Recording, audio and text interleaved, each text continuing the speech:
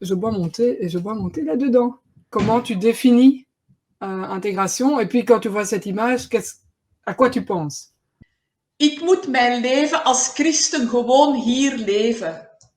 En daar is niet een scheiding tussen mijn leven als christen en mijn leven daarbuiten. Ik ben voortdurend een kind van God. Of ik samen ben met andere gelovigen, of dat ik niet samen ben met hen. Ik ben altijd, Jezus woont in mij, ik ben overal diezelfde. Ik denk dat is dat visje uit het bokaaltje. Hier in Heus de Zolder zijn er visjes die, zeg maar, Jezus kennen. En wij ontmoeten elkaar. Dus af en toe zwemmen we samen daar in een groepje. Maar ja, ik denk, andere visjes zijn welkom en kunnen dat. En als er geen bokaaltje is, is het waarschijnlijk makkelijker. Dan moeten ze niet door het smalle gangetje binnenkomen.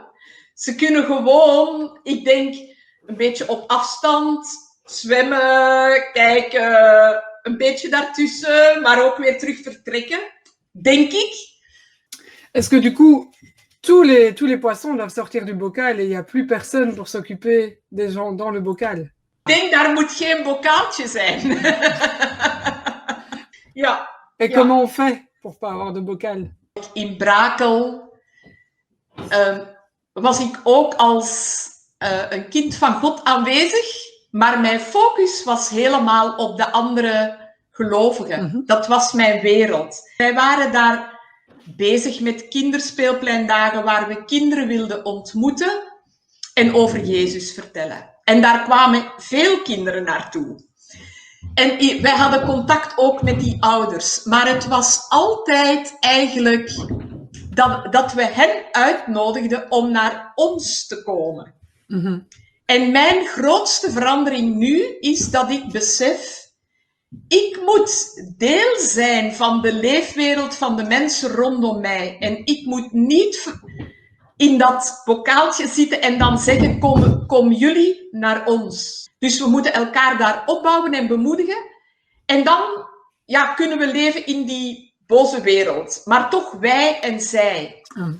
Dus ik denk, zo is altijd mijn denken later geweest als christen.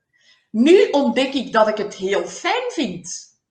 Want ik ben die mensenmens. En dat ik het dus ook fijn vind en veel natuurlijker nu om gewoon mijn leven te leven, terwijl ik vroeger het onnatuurlijk vond. Wij moesten die contacten maken. Maar nu zijn dit gewoon de mensen met wie ik optrek. Dat is geen contact. Ik zie wel wat daarvan komt. En misschien komt daar niks van, maar dat is ook niet erg, want ondertussen proeven zij iets van wie Jezus is, want hij woont in mij. Wat ik nu ook meer besef, ik wil graag over Jezus spreken, maar ik ben nu veel meer tot het besef gekomen, het is gewoon belangrijk wie ik ben. Daar. Ook als daar geen gesprekje komt, ik geloof toch dat op dit moment mijn plaats daar is en dat ik iets mag laten zien van wie Jezus is, ook al praten we daar niet over.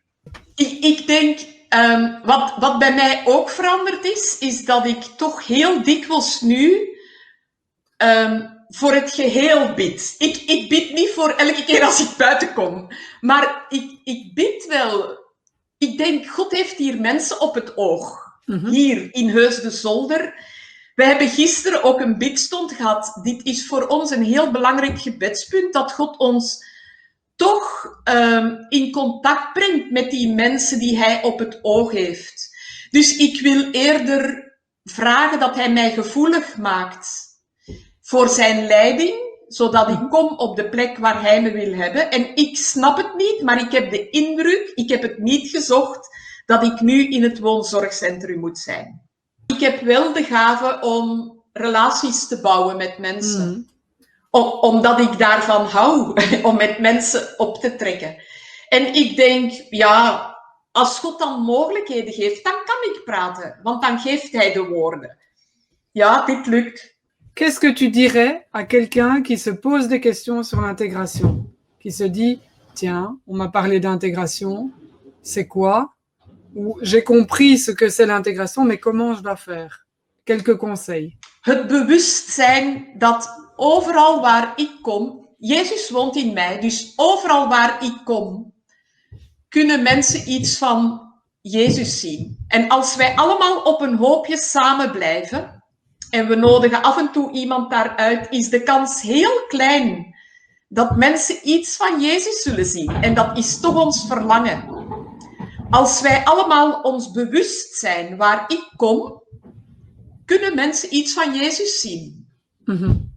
Ik denk het bewustzijn dat dat het belangrijke is. Dus dat als iemand gewoon zijn werk doet, van 8 tot 4 op kantoor of in een school les geeft, maar vanuit het bewustzijn, Jezus woont in mij, dus vandaag kunnen de mensen rondom mij iets van Jezus zien. En dat is nu juist zo fijn dat mensen met integratie zien ze jouw leven. Ze zien mijn fijne dagen, maar ook mijn slechte dagen. En ik denk dat dat helpt. Ja, want dan zien ze, hoe moet ik zeggen?